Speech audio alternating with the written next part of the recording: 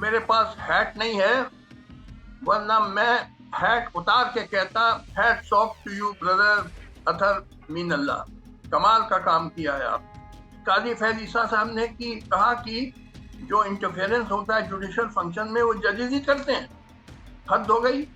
क्या जजेस जाके वीडियो कैमरा लगाते हैं एक दूसरे के घर में, या धमकियां देते हैं एक दूसरे को, या ब्रदर इन लॉ को उठा के उसको बिजली का करंट देते हैं? जजेस ही काम करते हैं। अतर मीनल्ला साहब ने सच्ची बातें कही कि जब से पाकिस्तान में जुडिशरी बनी है तब से state has been aggressive towards the जजेस, और हम लोग सच नहीं बोल पाते हैं, और एबडक्ट सिटीजन्स को स्टेट एजेंसीज ने एबडक्ट करी, मगर judiciary fail to stop these illegalities.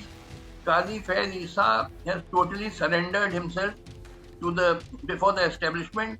जो लाइव केसेस होते हैं, जो हजारों लोग जेल में हैं, वो 9 मई 2023 के इंसिडेंट के बाद हजारों लोग जिनके ऊपर झूठे मुकदमे चलाए गए और महीनों से सड़ रहे हैं जेल में, उनके बेल एप्लीकेशन सुनते नहीं।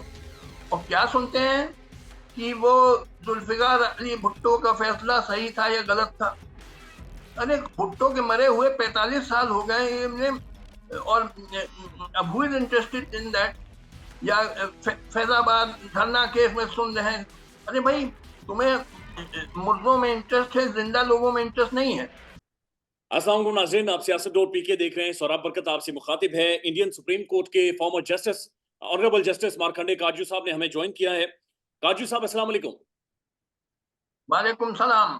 सर, दो चीजों पर आपकी राय जानना चाहेंगे। एक तो इंडिया के अंदर जो इंतखाबात हो रहे हैं, और नरेंद्र मोदी को आपने एक नाम भी दिया है बड़ा इंटरेस्टिंग, वो भी आपसे पूछेंगे। लेकिन उससे पहले सर, मैं देख रहा था आपने एक आर्टिकल लिखा है, एक अंग्रेजी आर्टिकल आप लिख रहे हैं, और उसमें आप लिख रहे हैं कि लॉन्ग लिव जस्टिस अतर मिनल्ला।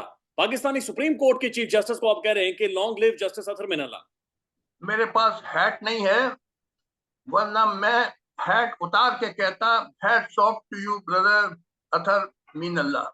कमाल का काम किया है आपने। ये he has restored my hope in the Pakistan judiciary.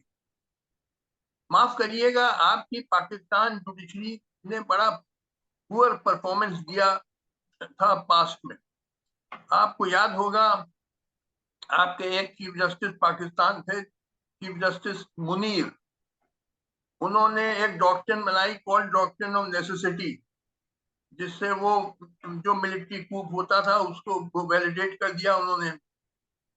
उसके बाद वही डॉक्ट्रिन चली और मिलिट्री कूप में भी, जो कि अनकॉन्स्टिट्यूशनल थे, वो by doctrine of necessity validate कर दी गई।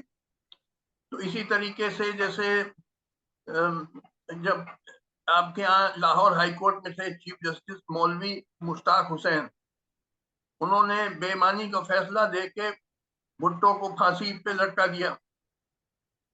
और ये आपके जस्टिस शौकत अहमद सिद्दीकी थे शायद, जी जी, जैसे उन्होंने स्पीच दी before Rawalpindi district bar association की बहुत इंटरफेरेंस हो रहा है जुडिशियल फंक्शन में। तो इंस्टेड ऑफ सपोर्टिंग हिम, आपके सुप्रीम कोर्ट ने उनको कंडेम कर दिया, बल्कि उनको नौकरी से निकाल दिया। ये तो आपका हाल रहा है आपकी पाकिस्तान जुडिशरी का।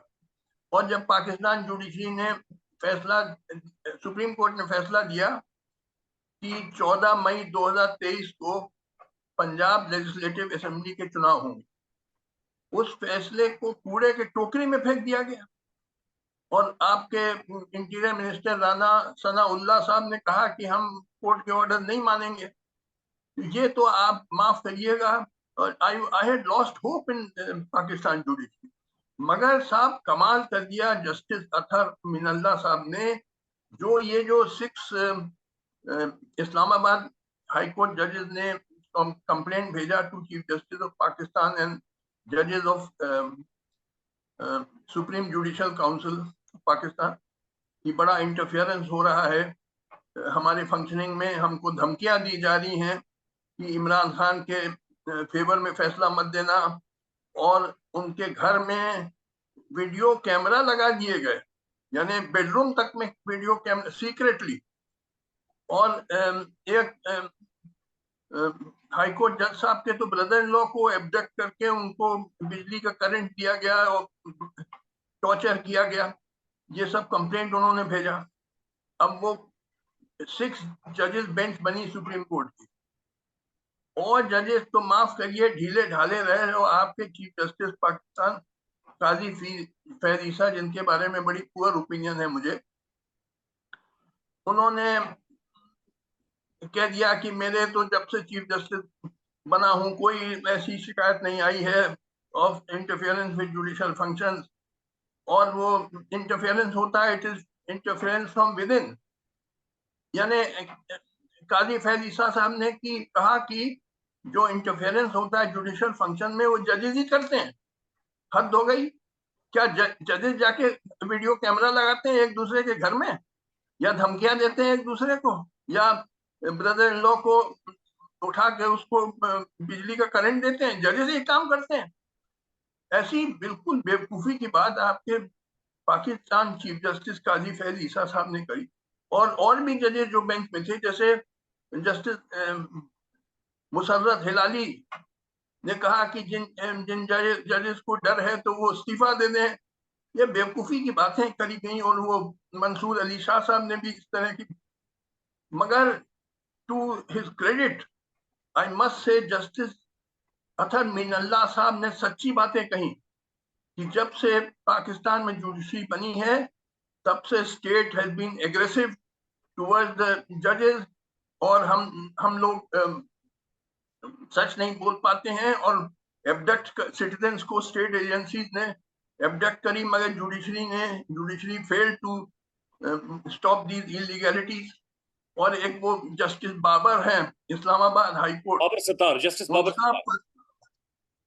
हाँ, he was one of the 6 जजेस हु सेंट द कंप्लेंट।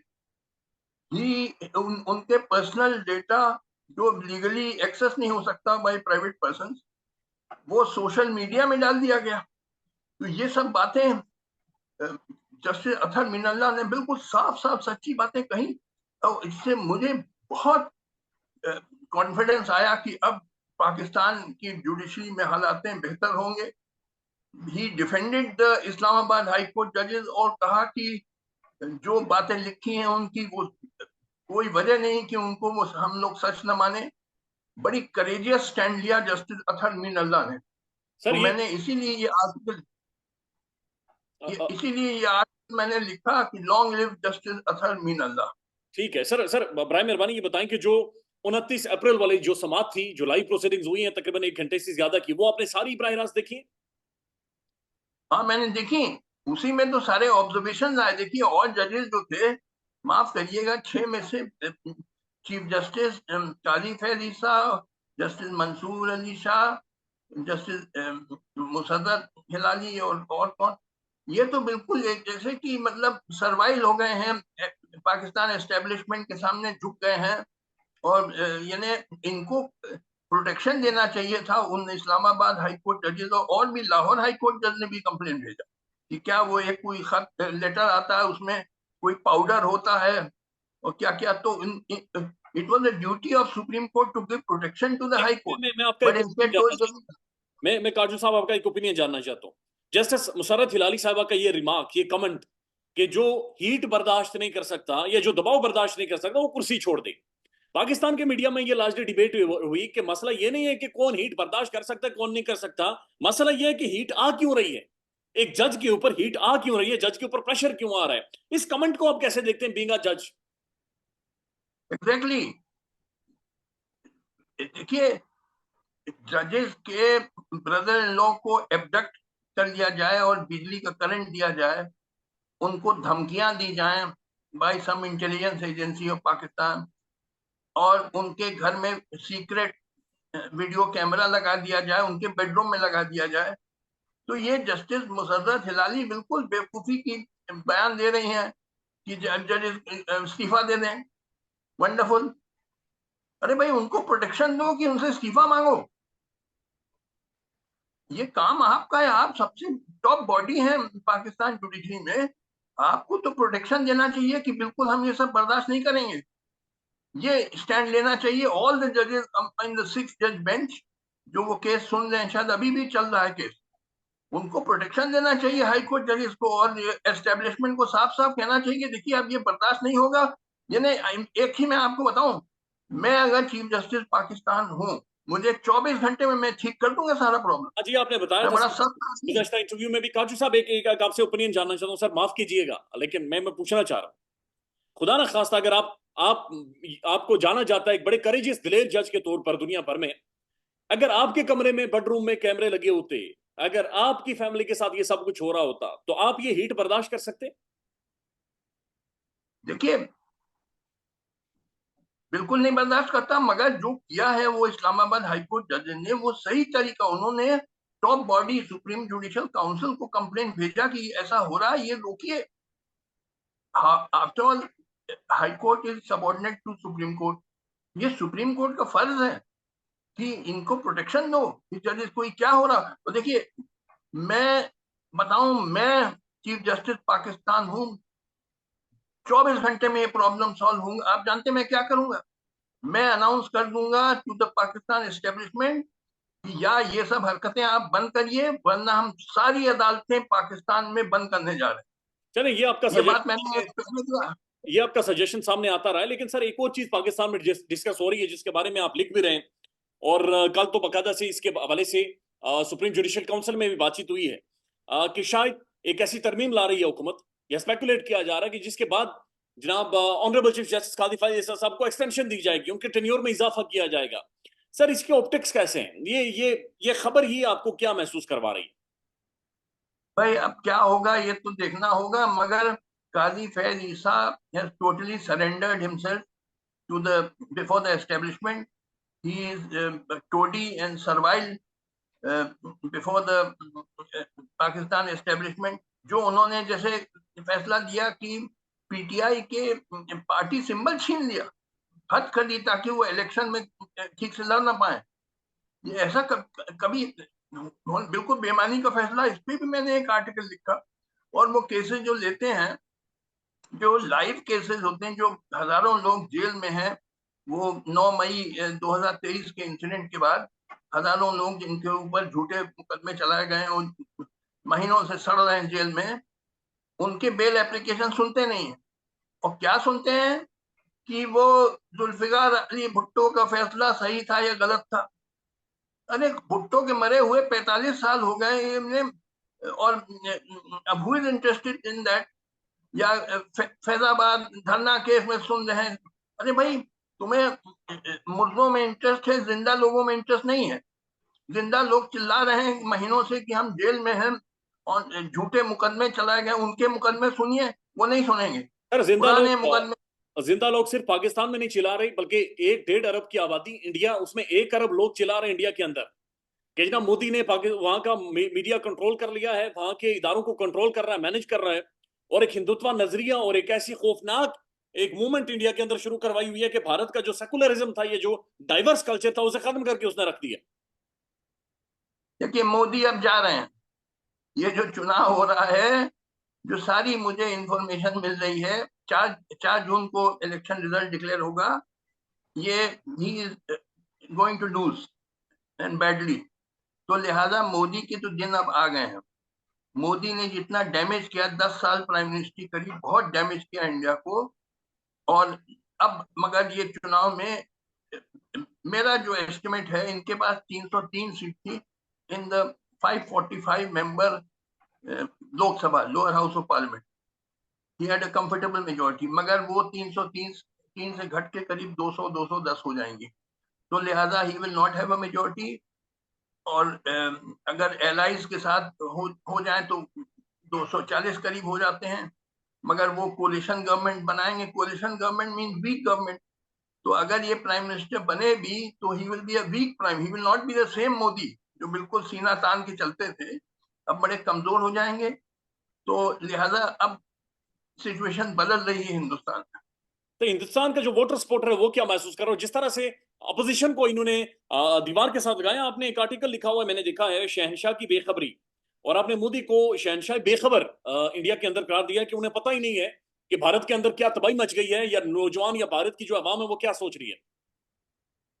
देखिए, मैंने वो जो आर्टिकल लिखा, मैं बताऊं कि last strong Mughal emperor was Aurangzeb, who died in 1707। और उसके बाद जो मुगल एम्परर्स रहे वो नाम के एम्परर्स थे, they were known as the later Mughals, मगर उनकी सारी एम्पायर चली गई थी, सिर्फ दिल्ली रह गया था। बाकी सब एरियाज में जो मुगल जनरल गवर्नर सब ने इंडिपेंडेंस डिक्लेयर कर दिया था, वो बड़े कमजोर थे। उनको उनका नाम था Bahadur Shah, not Bahadur Shah Zafar but Bahadur Shah the first. He was the Mughal emperor after Aurangzeb in 1707। तो उनका नाम रखा हिस्टोरियन खफी खान ने शाह ए बेखबर, ये उनको खबर ही नहीं थी क्या हो रहा है उनके मुल्क में, सब निकला जा रहा है मुल्क। तो इसी तरह मैंने कहा ये मोदी जी का मैंने नाम रख दिया मोदी ए बेखबर। इन मोदी जी को खबर ही नहीं है कि गुर्बत बढ़ती जा रही है, महंगाई बढ़ती जा रही है, बेरोजगारी बढ़ती जा रही है, भुखमरी बढ़ती जा रही है, कोई सब चीज से बेखबर है। सिर्फ उनके मन में है कि कैसे चुनाव जीते, और जीतने का तरीका है कि वो अयोध्या में राम मंदिर बना दें। हुआ क्या, देखिए हम आपको बताएं, जरा 2 मिनट टाइम दीजिएगा। 2019 का जो चुनाव हुआ 5 साल पहले, तो उसमें आपको याद होगा पुलवामा अटैक हुआ, और उसके बाद इंडियन एयरफोर्स ने बालाकोट स्ट्राइक किया, और मोदी जी ने कहा कि पाकिस्तान के घर में घुस के हमने मारा है उनको। तो ये बयान वायरल हो गया, और झूम के जनता ने वोट दिया बीजेपी के फेवर में, और बीजेपी की voting percentage went up by about 10-15% in many states. तो लिहाजा वो उनकी सीट बढ़ गई और 303 हो गई। इस बार भी 2014 में मोदी जी ने कोशिश करी एक वेव क्रिएट करना, और उसके लिए उन्होंने ये राम मंदिर बनाया, उसका इनॉग्रेशन जनवरी में किया अयोध्या में, ये समझ के किया इससे अब जनता झूम के इनको वोट देगी। कुछ हद तक तो वो इमोशनल सर्च चला आफ्टर इनॉग्रेशन ऑफ राम मंदिर, but public memory is short, लोग भूल जाते हैं। अब वो वेव सब खत्म हो गई, there is no Modi wave now. तो लिहाजा अब वो जिस बेसिस पे जीते थे ये 2019 में, वो बेसिस सब उड़ गया है। अब लोग देख रहे हैं कि हमारी बेरोजगारी, महंगाई, भुखमरी, गुर्बत बढ़ती जा रही है, तो लिहाजा इनकी सीट 100 सीट्स कम होने जा रही हैं। सर वन लास्ट कमेंट कीजिएगा, इसका मतलब ये हुआ कि जो गैंग था, ये पूरा गैंग बना था, अब मैं कौन से अल्फाज इस्तेमाल करूं, जिसमें मोदी था, जिसमें अमित शाह, जिसमें जयशंकर, और ये सारा बिल्कुल एक नेक्सस बना हुआ था। ये गैंग यानी कि इनकी जो बुनियादी पॉलिटिक्स है वो सिर्फ हेट्रेड के ऊपर, नफरत के ऊपर, बुग्ज के ऊपर, तासुब के ऊपर बेस्ड थी। हाँ, ये सब उड़ जाएगी। देखिए, इनकी थिंकिंग ये थी मोदी जी की कि 80% जनता हिंदुस्तान की है हिंदू, मुस्लिम है 15%। तो ये समझे थे कि सारे हिंदू हमको वोट देंगे, but actually Hindus are divided on caste lines. Hindu कोई यूनाइटेड ग्रुप नहीं है। जो अपर कास्ट हिंदू हैं, ब्राह्मण, राजपूत, बनिया, ये तो देंगे, मगर ये कुल मिला के 17-18% होते हैं। 17-18% वोट पे इलेक्शन नहीं निकलता है। इलेक्शन जीतने के लिए 32-33% वोट चाहिए होता है, 50% नहीं चाहिए, बिकॉज अदर्स आर डिवाइडेड। मगर आपको 32-33% वोट मिल जाए, आप जीत सकते हैं, मगर 18% पे नहीं जीत सकते। तो इनको एक 15% और एक सेक्शन का चाहिए था। अब वो सेक्शन लोअर कास्ट का, तो पहले तो लोअर कास्ट के एक सेक्शन ने इनको सपोर्ट किया, मगर इस बार ऐसा नहीं होने जा रहा है। तो लिहाजा इस बार इनकी सीटें काफी कम होने जा रही हैं। वो सारा गैंग, जिसका आपने गैंग कहा, वो सब उड़ जाएगा। पाकिस्तान में इस वक्त सबसे बड़ा मसला बोलने का है। पाकिस्तान में बोलने नहीं दिया जाता, जुबानें खींच ली जाती हैं, डर है, खौफ है, टेरर है। पाकिस्तान का मीडिया मुकम्मल तौर पर कंट्रोल्ड है, वेल मैनेज्ड है, एक मैसिव सेंसरशिप है। इसी तरह का दबाव पाकिस्तान में Siyasat.pk भी फेस कर रहा है, जिसे पाकिस्तान भर में गुज़श्ता कई महीनों से मावरा आइन, मावरा कवानीन मुकम्मल तौर पर बंद कर दिया गया है, मुकम्मल तौर पर बैन कर दिया गया है। Siyasat.pk की नशरियात को लिमिटेड करके पाकिस्तान में छोड़ दिया गया है। तमाम तर कानूनी मुआवजे के ऊपर आवाज उठाई गई, दस्तक दी गई, लेकिन हर तरफ से खामोशी है, सन्नाटा है, कहीं पर कोई सुनवाई नहीं है, कोई सुनने को तैयार नहीं है। लेकिन इसका हल क्या है? क्या खामोश हो जाएं? क्या सवाल ना करें? क्या मालूमात आप तक ना पहुंचाएं? क्या इंफॉर्मेशन आप तक ना पहुंचाएं? मालूमात भी पहुंचेगी, इंफॉर्मेशन भी पहुंचेगी, सवालात भी उठेंगे, लेकिन अब आपने रोल प्ले करना है, आपने अपना किरदार अदा करना है। और छोटा सा एक प्रोसीजर है, प्रोसेस है, उसके बाद आप अपना किरदार अदा करें और हमारी मदद करें। पहले आपने यह करना है कि हमारे YouTube चैनल को सब्सक्राइब करना है, उसके बाद ज्वाइन के बटन के ऊपर जाना है, क्लिक करके हमारा मेंबर बनना है। या फिर दूसरा ऑप्शन यह है कि आपने वीडियो की डिस्क्रिप्शन में जाना है, वहां पर पैट्रियन का लिंक मौजूद होगा, उस लिंक के ऊपर क्लिक करें और हमें सपोर्ट करें, हमारा हिस्सा बने, हमारी ताकत बने। ख्याल रखिएगा। अल्लाह हाफिज।